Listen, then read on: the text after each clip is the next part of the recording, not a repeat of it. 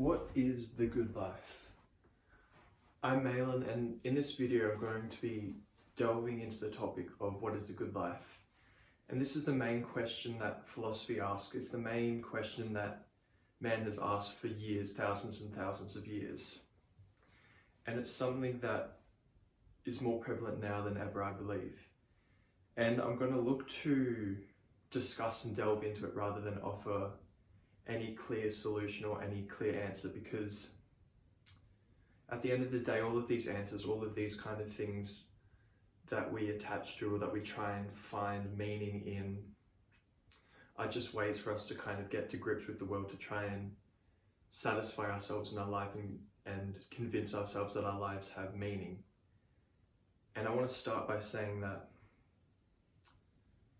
I'm going to set the foundation. So there's some truths to lives that we can't really change. We are alive, we were born, we don't know why, there's no reason why. We live in this world, we live in this reality, we don't know whether this reality is the reality, we don't know, like, if anything really is for certain. The only thing we do know for certain is that we're going to die and that this is going to end. And this can be daunting, like, what is the good life? How do we spend our time here in the best way? How do we spend our time in the most fulfilling way?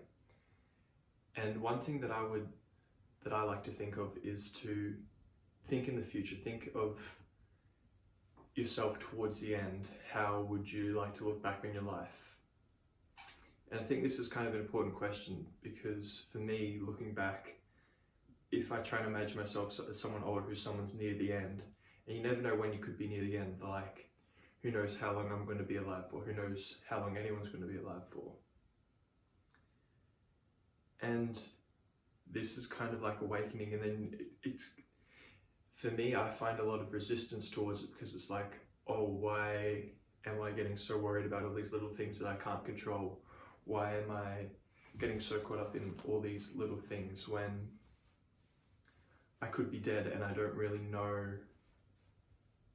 that much, and I'm getting so caught up in these little trivialities, these little things that if I think about death, it kind of seems irrelevant. Like, why am I so anxious about something that I said to somebody the other day? Why am I so anxious about seeing somebody? Why am I so anxious about working or recording a video or anything?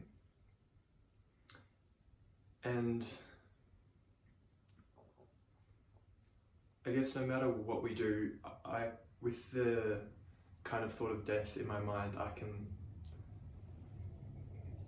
it can be tough to like take on and overwhelming, but I've just been trying to take small steps with it and try and think, you know, how would I actually want to live? What is a good life? What is good principles to live by?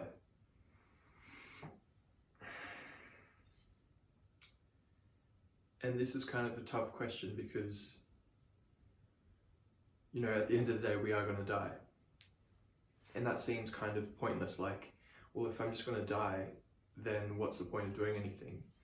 And I was thinking about this the other day when I went on a big walk, and I just had this deep thought and conversation with myself, like, what drives us to do the things that we do? And I was just looking out and watching the birds and just watching the ocean and realizing we like to believe that we're more important than everybody else. We like to get caught up in our ideas. We all have these different ideas, these different attachments, these different identities, these different beliefs, these things that we do that we believe are important. But at the end of the day, we die and we go back to the earth. And I was just looking at the rocks and I realized these rocks are smarter than we'll ever be, because they don't need to be anything, they don't need to do anything, they just are. And that kind of made me really nihilistic at first. And I think that's because I was so attached to having something that was worthwhile, having something that was pleasurable. You know, it was like wanting something. It was this desire in me to have more good, have more pleasure, that sort of thing. And even though in my mind it was kind of seen as this noble thing, you know, like, oh, meaning, purpose, something bigger, something more important than myself. It was just to try and gratify my own need to have something in my life to feel meaning towards, rather than accepting what I have, where I am, and trying to live in the present and just living by principles day after day for the sake of it, not to get something, not as a means to an end. And that just reminds me that this shirt, Amor Fati, that's kind of the idea of love of one's fate. Not in the idea that we're destined for something, not in the idea that we have to be and go and do something, but the idea that what we have now, where we are now, just accept that and not to want or hope for anything more than what we have in the moment. Because if we do things trying to get something out of it, then we're not doing it for a good intention, and it's kind of like this desire, this might and want something, and if we create this expectation and we don't get it, then we feel bad. And you may think it's noble, like, oh, but me wanting to work out to build muscles is actually a good thing because that's good for my health, that's good for my confidence and that sort of thing.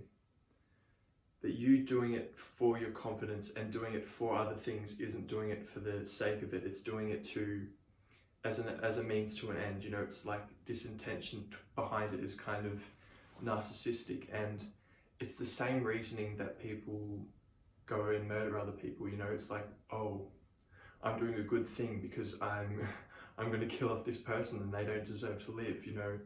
And our minds will create these answers, these kind of reasonings behind doing these things. And I think it's more important to focus on principles and doing the good thing regardless, because think of it like this way. If you give someone love, if you care about someone and you show that so that you can get that in return, so you can get love in return, so that you could get, let's say for example, sex in return. You do something nice for a girl, so then she'll have sex with you. That's kind of like a contract. And even if you do something good for them and you're like, oh, they're such a nice person, they did that, they're not doing it for the good, they're not doing it out of love. Because if they were doing it out of love, they would give to that person what they need, they would give to that person unconditionally without any strings attached, without needing anything, because if everything is an exchange, then you're looking for the best exchange, you're looking for something that will give you the most bang for your buck. And this isn't really a great way to live, because there's always this thought in the back of my mind, like, oh, when I'm in this kind of state, is like, could there be more? And it kind of always just goes on, and it's like this cycle. And when you think about it, we're not even guaranteed to get some of these rewards, we're not even guaranteed to get something out of the actions that we do. And all we can really control and all we can really do in the moment is do our best, live by principles. So what are principles? Principles to me are some sort of code, there's some sort of belief, there's some sort of deeper thing. They're like, how do I explain this? Principles are like values. So values are something that are important to you, like being authentic, like telling the truth, like being curious. And of course we like to believe that we have good values. I like to believe that I have good values, but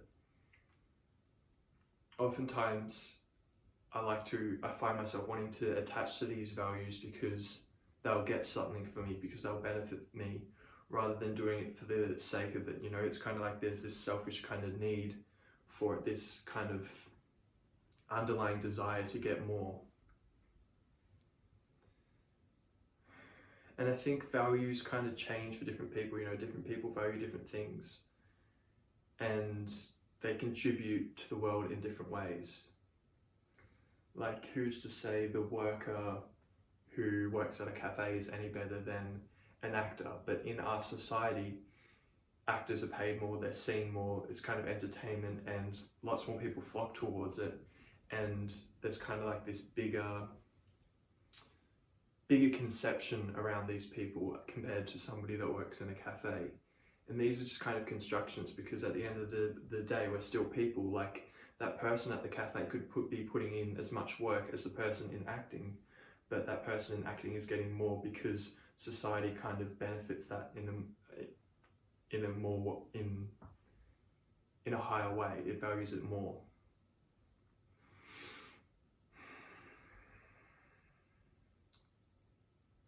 So where do these principles, where do these values come from? I think part of it is our personality, what we tend to do, how we're kind of wired, and what we like.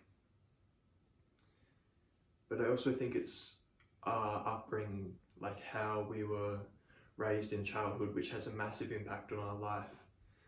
And also like society, because there's a lot of values that society will instill on us and tell us that we need things.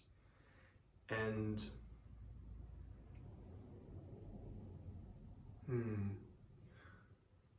society always wants us to have more. It kind of leaves us unsatisfied, because it's like dangling this carrot. It's like saying, on the other side of this, there may be more, there may be something better. And that's a really tormenting thought. And especially in our age, where we have so many choices that it's overwhelming, like, which choice is the best? What is the best choice? And I find myself really struggling with it. Like, there's so many decisions where I could go with my life that I could see myself enjoying, that it's hard to kind of pick which one would be best, and like what one would have the best impact. And this may not be the best way to look at it, because having so many views can kind of be overwhelming, and looking for the best answer is just like this pleasure kind of thing. It's like me wanting an exchange, like, oh, if I exchange this, then I'll get this, and that'll be better. You know, it's looking for more bang for my buck, rather than, it's searching for more rather than being in the present and being happy with what I have. And this concept really, really messed me up, because whenever I would have someone tell me this, my friend would tell me this sometime, and also me getting into Jiddu Krishnamurti, I would really rebel against this idea, because I was like, oh, I want to attach to my identity. I want to attach to these things that I want, because what else are we going to live for? What are we going to live for if there's nothing to live for? And I didn't realize that at the end of the day, like I said, the reality is that we're all going to die. And so that there's not really anything to live for. Like, I can work on this body in my mind, but at the end of the day, I'm only inhabiting it for so long, and one day it's going to be gone. And one day my consciousness is going to be gone. And this idea just makes me feel kind of sad and bad about life. And that's what kind of brought me to philosophy, and trying to find what is the good life. Like, this is the answer that everyone's kind of searching for. What is the good life? What is just? What is a good way to conduct ourselves? And I think that's independent. I think that depends on what sort of person you are, what you value.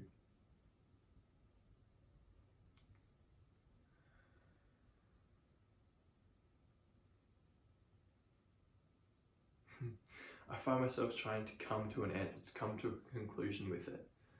But all I can really do is explore it and continue exploring it, and just live each day as I choose to, or as I want to.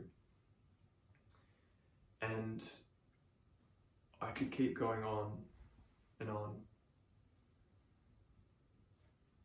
You know, I could do what my mind wants me to do. I could give into that temptation to try and satisfy these needs, or I could just bring myself into the present and just accept what I have now. And that's kind of a tough pill to swallow, especially as someone who has always wanted more, who's always looked for more. I'm kind of frustrated that I didn't come to a conclusion with this video. I'm a bit annoyed that it kind of was going everywhere. but I think this has started towards me trying to find the answer, me reaching into these like dark patches where I'm not so sure. And I think that's really important, because if I'm always rigid in one mindset, if I'm always rigid in one way, then I'm going to be very caught up in that certain way, and that's going to make me more uncompassionate towards other people, because I'm not able to see that from their point of view, and I think that one certain view is better than another. And with principles and values, I do think there are some that are better than others. You know, like hurting other people for your gain may not be the best thing, and as I said, doing something in exchange, trying to get something from doing something, trying to do it in exchange rather than giving freely, isn't really a good thing to do either. Living a good, just life is doing the right thing now. It's cleaning your room, it's eating healthy, it's being nice to the person, it's being nice to people, it's being open and receptive to people, it's being selfless, it's being self-aware. That's what it means to me. Thank you for watching, and I'll see you in the next video.